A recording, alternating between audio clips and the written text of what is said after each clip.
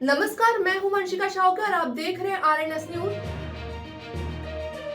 छत्तीसगढ़ से पर्यटन क्षेत्र को लेकर एक बड़ी और सकारात्मक खबर सामने आई है। राज्य का पर्यटन विभाग बीते 2 वर्षों में रिकॉर्ड उपलब्धियों के साथ नई पहचान बना रहा है। पर्यटन, संस्कृति और पुरातत्व विभाग ने पिछले 2 सालों में विकास की गई मिसाल पेश की। विभाग के सचिव डॉक्टर रोहित यादव ने जानकारी दी है कि ये पर्यटन को उद्योग का दर्जा मिलने के बाद राज्य में 500 करोड़ रुपए से ज्यादा का निजी निवेश आया। छत्तीसगढ़ टूरिज्म बोर्ड के एमडी विवेक आचार्य के साथ आयोजित प्रेस कॉन्फ्रेंस में बताया गया कि श्री रामलला दर्शन योजना के तहत 50 विशेष ट्रेनों से 42,000 से अधिक श्रद्धालुओं ने यात्रा का लाभ उठाया। वहीं करीब 20 साल बाद दिल्ली में रोड शो आयोजित कर राष्ट्रीय स्तर पर छत्तीसगढ़ की पर्यटन संभावनाओं को प्रमुखता से प्रस्तुत किया गया। पर्यटन व्यवस्थाओं के रजिस्ट्रेशन में कुल 10 गुना बढ़ोतरी दर्ज की गई है। राज्य में 350 करोड़ रुपए की लागत से फिल्म सिटी और कन्वेंशन सेंटर विकसित किया जा रहा है, जिसमें छत्तीसगढ़ इवेंट और फिल्म शूटिंग का नया केंद्र बनेगा।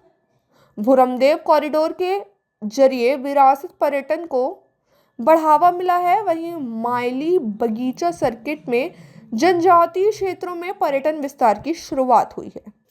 सचिव के मुताबिक पर्यटन बोर्ड का मुनाफा 5 गुना बढ़कर 10 करोड़ रुपए तक पहुंच गया है। नई पर्यटन नीति 2026 में इको, एथनिक और आध्यात्मिक पर्यटन पर विशेष फोकस रहेगा। 17 पर्यटन संपत्तियों की आउटसोर्सिंग में 200 करोड़ रुपए निवेश और 100 से ज्यादा रोजगार के अवसर पैदा होंगे। 2028 विजन के तहत लक्ष्य है कि छत्तीसगढ़ को देश का अग्रणी इको एथनिक ग्लोबल डेस्टिनेशन बनाया जाएगा। वहीं अतिथि शिक्षा के क्षेत्र में भी छत्तीसगढ़ ने बड़ी उपलब्धियां हासिल की हैं। Institute of hotel management Raipur के छात्रों ने IHM हैदराबाद में आयोजित नेशनल बर्डिंग शेफ प्रतियोगिता में लगातार तीसरे साल पहला स्थान हासिल किया है। साथ ही राष्ट्र टर्की कुकिंग और बेकरी प्रतियोगिता में भी संस्थान ने पुरस्कार जीता है। गुजरात के एकता नगर में आयोजित भारत पर्व में छात्रों ने लाइव किचन के जरिए छत्तीसगढ़ी व्यंजनों का प्रदर्शन कर राज्य की सांस्कृतिक और खान पान को राष्ट्रीय मंच पर पहचान दिलाई। IHM रायपुर राज्य पर्यटन विभाग के अधीन संचालित संस्थान है, जहां BSc और डिप्लोमा पाठ्यक्रम चलाए जाते हैं। स्पष्ट है कि पर्यटन से लेकर कौशल विकास तक छत्तीसगढ़ लगातार नई उपलब्धियां दर्ज कर रहा है। अब हम 2028 के लिए जो हमारा एक्शन प्लान साथी उसके बारे में बताना चाहूंगा। हमारी छत्तीसगढ़ जो पर्यटन नीति है वो हमारी 2024 में एक्सपायर हो चुकी थी। हम 5 साल की नीति बनाई थी, तो अब हम नई नीति बना रहे हैं अगले 5 सालों के लिए। और इसमें हम लोगों ने जो तमाम हमारे देश के राज्य हैं जो काफी एडवांस हैं टूरिज्म में, चाहे वो राजस्थान हो, मध्य प्रदेश हो, गुजरात हो, उन सब के जितने भी बेस्ट पॉइंट्स हैं या बेस्ट प्रैक्टिसेस हैं उनको हमने संकलित किया है और उनको अपने हिसाब से ढालकर इस नीति में हम लोगों ने शामिल किया है। ड्राफ्ट तैयार है, हम लोगों ने इंटर मिनिस्ट्रियल कंसल्टेशन के लिए उसको विभिन्न विभागों को भेजा हुआ है और जल्द ही इसको हम कैबिनेट से अप्रूव कराएंगे। इस नीति के अंतर्गत हम लोग उम्मीद कर रहे हैं कि अगले 5 वर्षों में लगभग 350 करोड़ का निवेश छत्तीसगढ़ में आएगा।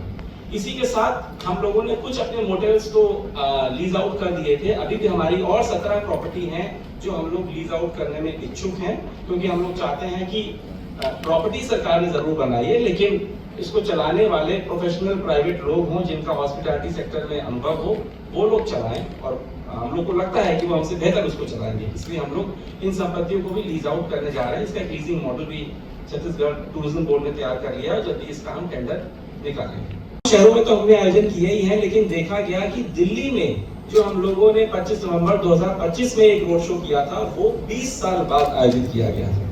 तो काफी सरप्राइज थे वहां के जो हमारे मीडिया साथी थे, उन्होंने इसको बहुत अप्रिशिएट किया। माननीय मुख्यमंत्री जी ने उस कार्यक्रम में भाग लिया था और उनको हम सब लोगों ने सुना था।